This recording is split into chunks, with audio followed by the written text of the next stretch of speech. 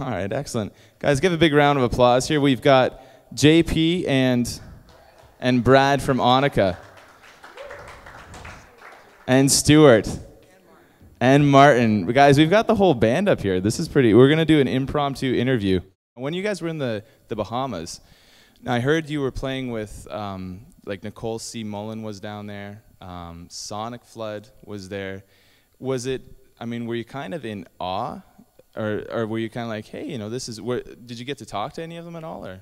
Yeah, because we got to open the concert. When I talked to the person, one of the people that put it on the other week, they said there was about 27,000 people there altogether. There was nowhere near that many people when we played. There was maybe like 600 to 1,000 people or something. But because we got to play, we got to VIP access backstage all night and stuff like that. So we got to sit and talk with a lot of them. Like Sonic Flood, we probably talked to for almost an hour and stuff. They actually used my guitar, which I was like, woo. You know, but it was pretty cool. Like, everybody, for being so famous, like Fred Hammond and stuff like that, Nicole C. Mullen and stuff, are just incredibly nice and down to earth. Josh McDowell, we got to talk to him for a while and stuff, yeah, and stuff. KJ52, yeah. Who else? The Crab Family. There was a whole bunch of people. Some wrestlers, yeah. There was the $1 Million Man. Ted DiBiase. Yeah, Ted DiBiase. Yeah. Who else was there? Lex Luger. Really? And Nikita. Okay. Nikita. I don't really know too much about wrestling and stuff, but I remember. Yeah. Did they? I mean, did they have any advice for you as a band, or was it just such an encouragement, even just being there with them, or? It was just an encouragement being there. Like, it was just amazing to be able to share the stage with bands like that have played for millions and millions of people all over the world and stuff like that. You know. So I'm wondering, what is, you know, the fondest memory or wildest thing, or maybe it's one and the same, that's happened to you since you've been together as a band and traveling? Probably the Bahamas. There's just so many different times because we always just have fun together. We just mess around and stuff like that. In the Bahamas, it was pretty cool because we stayed in a missionary housing place over there, and some of the screens were broken and stuff like that, so some bugs would get in at night and stuff.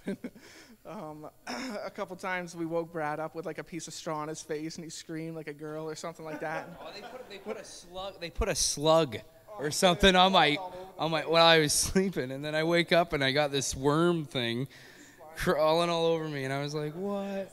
That sucked. That was not cool. We got Stuart on camera. They have these little lizards over there, and they're not poisonous or nothing. And they said what you do is you rub their mouth on your ear, and they'll bite on your ear, and you can let go, and they just dangle like earrings. So I'm trying to do it, and Stuart's got my arm directing it like this, and I didn't want to do it. And it finally clamped on, and I let go, and it dropped off my shoulder and hit him in the arm. And the way he just screamed, like you'd think windows would shatter. And we got it all on tape, too. It was hilarious. Perfect. It was funny. All right. Yeah, for me, I don't know. Here, do you want to maybe? Yeah. There we go. Right. Yeah, for me, yeah, definitely the Bahamas. Like, we went. It was a good missions trip, and you know, we got a little taste of what like missionary work's all about, and yeah, it's a really different lifestyle. I really think you have to be called to do it for sure. But yeah, there was another time in the Bahamas where we would what the heck happened? Or yeah, I remember being on stage and at like, because it's so different over there. It's all about like solo, like a lot of like R&B kind of thing. No one had guitar in it. No church we went to had guitars whatsoever. It was all piano or keyboard, bass, and drums. Yeah, and like solo artists and yeah, and choirs and stuff. And then they say to John, they say, so how many singers do you have? And he says just one, because at the time I wasn't backup singing or anything, and he's like, no, seriously, how many singers? And because like they're so used to like, you know, choirs and stuff, but yeah. And I remember being up there with a guitar in my hand. It felt like they've never seen one before, so it was kind of awkward and kind of weird feeling. But yeah, that was my experience. Good evening. My fondest memory is probably, it's not really a memory, but the best part of the years that we played together is having Brad come into the band, because we've always played, you know, and it always sounded really good, but having the extra guitar player in the lead is awesome. Like, it made the whole band, you know, come together. Group hug. Oh my goodness.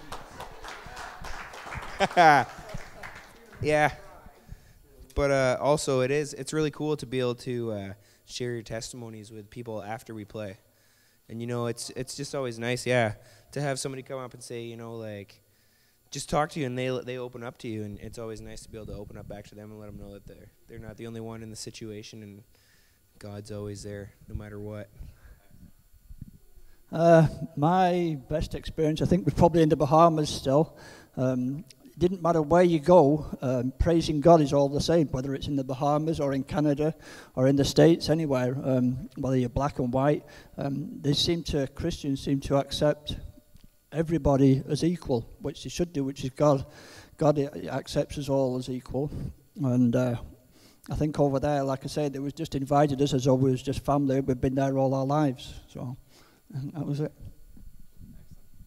Well, thank you guys very much for agreeing to this spur of the moment interview with me.